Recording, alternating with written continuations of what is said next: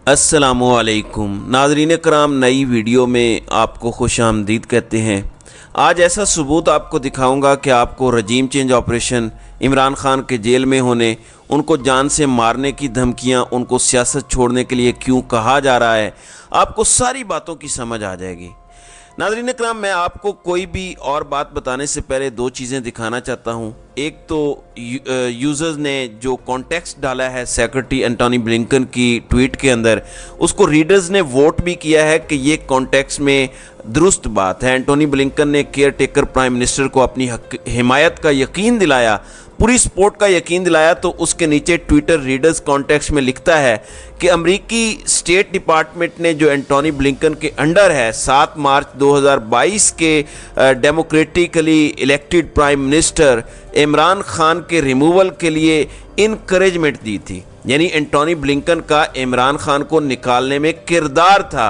इमरान खान को पावर से निकाला गया और गिरफ्तार कर लिया गया। ये ऑफिशियली ट्विटर ने यूज़र जो कॉन्टेक्स्ट देते हैं उसको नीचे लगाया हुआ है एंटोनी ब्लिंकन की ट्वीट के नीचे।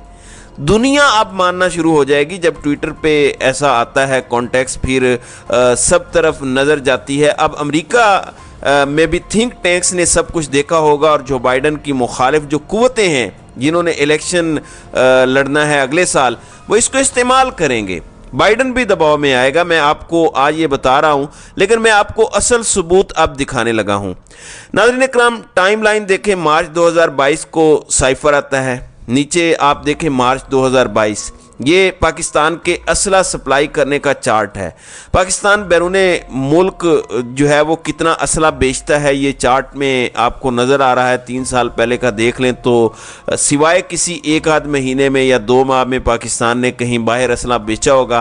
वो भी आपको पता है कि JF-17 थंडर के अलावा कि हमारे कुछ सौदे हुए थे, नाइजीरिया को भी हमने कोई पेमेंट वगैरह उनसे ली थी। लेकिन रजीम चेंज ऑपरेशन होता है, मार्च में अदम इत्मीनाद आती है, अप्रैल में इमरान खान की हुकूमत गिरती है और फिर आप देखें जुलाई से असला बेचना शुरू करते हैं। अगस्त के महीने में एक बड़ी खेप असले की बाहर गई है, आपको ये लाइन नज़र आ रही है। उसके बाद मुसलसल आप देखें, और फिर जब से इमरान खान को गोली मारी गई उसके बाद से नवंबर के बाद से आप देखें मुसलसल बड़ी बड़ी आपको लाइनें नज़र आ रही हैं। ये असला बेचा जा रहा है बैरून ममालिक। नाज़रीन कराम, अब हो सकता है कि कोई एक आध महीने में कुछ जहाज़ बेच दिए हों, लेकिन ये जो रेगुलर आपको लाइनें नज़र आ रही हैं, ये असला यूक्रेन जा रहा है रूस के ख़िलाफ़, ये वाया यूरोप जा रहा है या वाया बरतानिया जा रहा है। आपको रजीम चेंज ऑपरेशन को समझने में ज़रा भी मुश्किल अब नहीं आएगी। कॉन्टेक्स्ट में दोबारा ले आते हैं। अब लीक होने वाला साइफर ये कहता है कि अमेरिका इमरान खान के दौरा रूस से खुश नहीं था। अमेरिका इमरान खान के यूक्रेन मामले में न्यूट्रल होने पर भी खुश नहीं था। जनरल बाजवा ने तकरीर की जिसमें उसने रूस की मजम्मत की, इमरान खान की हुकूमत चंद दिन बाद गिरा दी जाती है और उसके बाद आहिस्ता आहिस्ता माहौल बनाया जाता है। आपने इस चार्ट को नाज़रीन कराम बड़े गौर से देखना है। जब से असला देने में तेज़ी आई है, इमरान खान पे केसेस तब से बनना शुरू हुए हैं।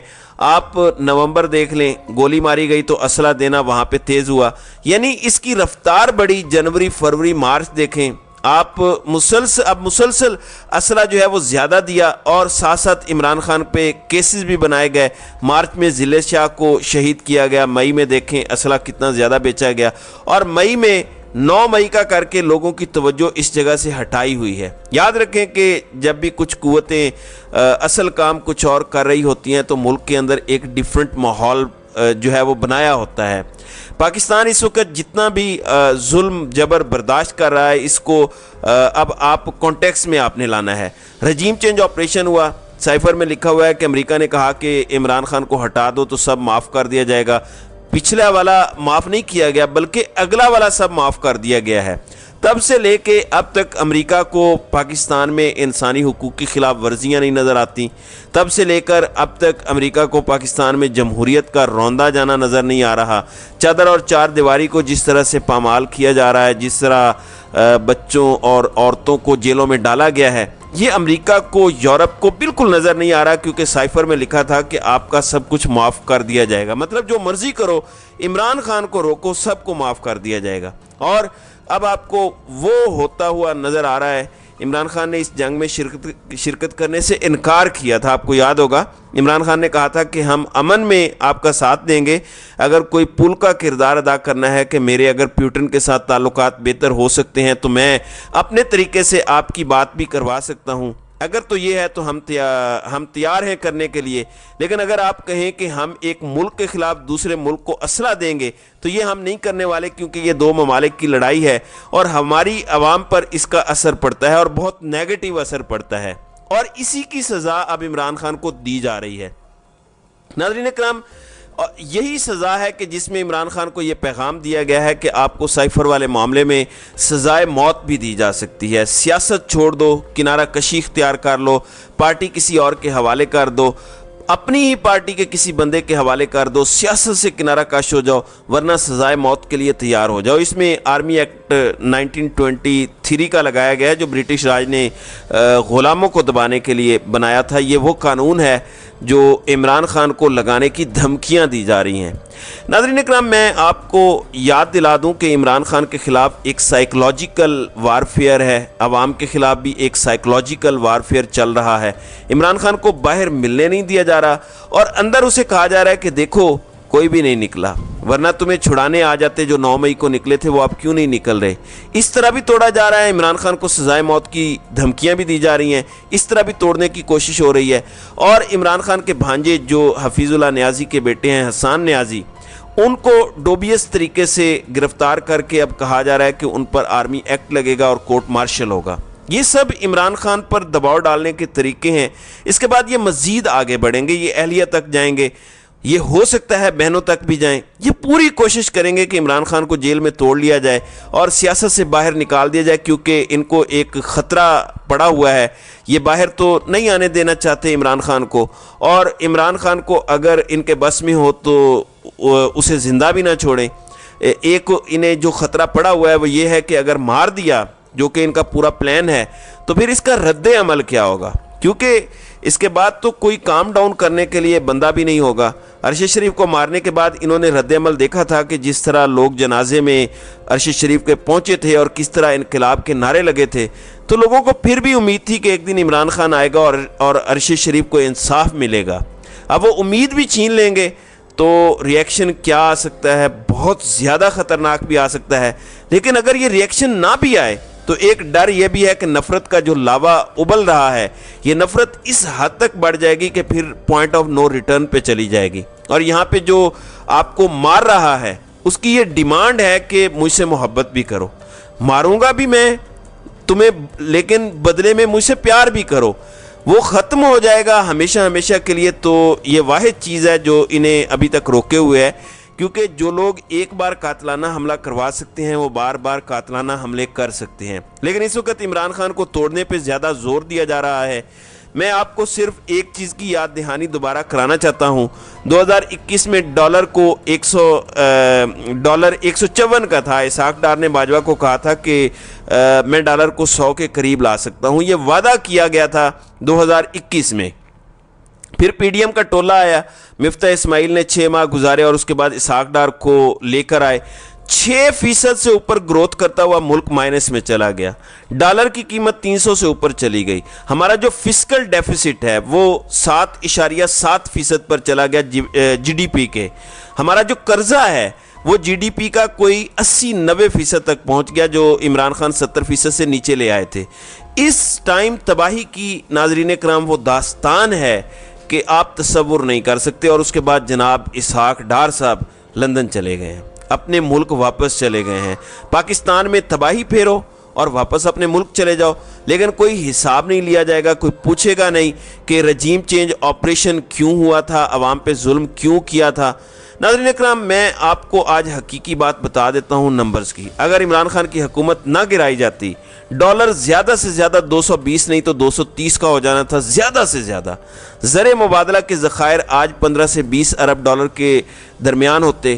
آئی ایم ایف کا ایک پروگرام پورا ہو چکا ہوتا پچھلے سال, اور نئے پروگرام کو نیگوشیٹ کر کے شروع کیا جا چکا ہوتا جو کہ بہتر پروگرام ہوتا.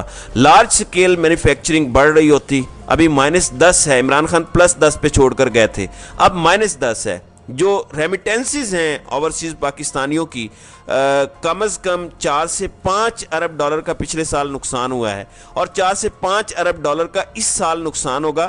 یہ 10 ارب ڈالر ہمیں اضافی باہر سے آتا، ایکسپورٹس ہماری بڑھتی، روزگار زیادہ ہوتا۔ ابھی ہم نے 50-60 لاکھ لوگوں کو بے روزگار کر دیا۔ تاریخ کی سب سے بڑی ہجرت ہوئی ہے پچھلے 15 ماہ میں۔ اتنے لوگ کبھی بھی ایک سال میں ملک چھوڑ کے نہیں گئے جتنے اب گئے ہیں۔ اس ساری تباہی کا کون جواب دہ ہے، آپ مجھے بتائیں۔ عمران خان ہوتا تو یہ سارا ڈیفرنٹ سناریو ہوتا۔ پیٹرول کی قیمت زیادہ سے زیادہ 220 نہیں تو 230 ہوتی۔ حالانکہ تب سے یہ روس سے لیتے تو ہمارے اتنے زر مبادلہ کے نقصان نہ ہوتے، تب ہمیں 40% ڈسکاؤنٹ پہ مل جاتا، تو پاکستان کو ویسے ہی بہت زیادہ بچت ہو جانی تھی، اور اوورآل چیزوں نے اتنا مہنگا بھی نہیں ہونا تھا۔ مہنگائی جو 40% پہ گئی ہے وہ زیادہ سے زیادہ 20% پہ چلی جاتی عمران خان کے دور میں۔ لوگ سٹل گالیاں دے رہے ہوتے، لیکن عوام کی بہت زیادہ بچت ہو جاتی اور ملک کی تباہی نہ ہوتی۔ لیکن ناظرین کرام، رجیم چینج آپریشن کر کے ملک کو تباہ کیا گیا، صرف اس لیے کہ یوکرین کو اسلحہ بیچا جا سکے، جس کی عمران خان اجازت نہیں دے رہا تھا، نہ اس نے دینی تھی، اور نہ شاید وہ آئندہ دے گا۔ اور یہ وجہ ہے کہ ریڈ لائن لگی ہوئی ہے، اور جب تک اس طرح کی جنگیں چلتی رہیں گی، عمران خان جیسے لیڈروں پر ریڈ لائنیں برقرار رہیں گی۔ عمران خان کا ایک ہی جواب ہے، مجھے ڈراؤ نہ، جو کرنا ہے کر لو، میں موت کا خوف دور کر چکا ہوں۔ اب عوام نے دیکھنا ہے کہ ایک اور آزادی کی راہ میں اسی طرح مارا جائے گا، یا عوام اس بار تاریخ کو بدلیں گے۔ ظلم اور جبر ایک حد تک چلتا ہے، اس کے بعد اس نے ختم ہونا ہوتا ہے۔ ناظرین کرام، جو کیئر ٹیکر حکومت آئی ہے، اس کا جو وزیر اطلاعات لگایا گیا ہے، اس کا آپ کو میں چٹا کھٹا بتا دوں۔ ارشد شریف نے اس کے بارے میں کہا تھا کہ what happened to the DSNG which Murtaza Solangi produced for PBC but now being used by a TV channel, corruption, what a pity. People like Murtaza Solanki are political activists and lobbyists and claim to be journalists. What a pity. Murtaza Solanki had lobbied PMLN to reappoint him as DG PBC. More to come soon. یعنی audit میں reveal ہوا ہے کہ millions of rupees کی irregularities ہوئی ہیں مرتضیٰ سولنگی کے DU radio ہونے کے ٹینیور میں۔ یہ وہ بندہ ہے جس کو اب وزیر اطلاعات لگایا گیا ہے وفاقی نگران سیٹ اپ میں۔ یہ ارشد شریف نے اس کے اوپر بات کی تھی۔ فیصلہ آپ کر لیں کہ کس طرح کے لوگ ہم پر مسلط ہیں۔ اللہ تعالی ہمارے ملک پر رحم کرے، آمین۔ تو ناظرین کرام، آپ کی اس ویڈیو کے حوالے سے کیا رائے ہے؟ آپ اپنی رائے کا اظہار کامنٹ سیکشن میں ضرور کیجیے گا۔